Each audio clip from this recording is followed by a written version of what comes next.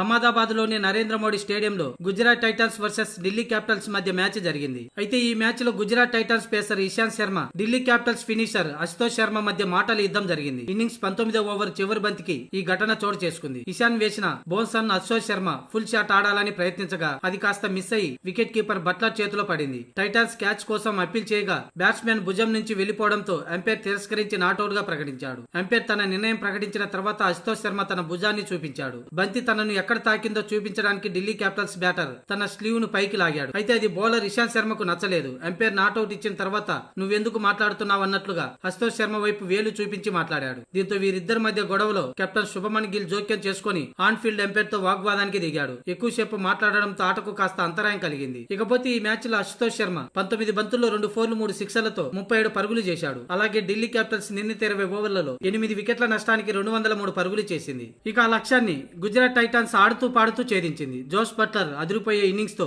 ఒంటి చేత్తో మ్యాచ్ ని గెలిపించాడు.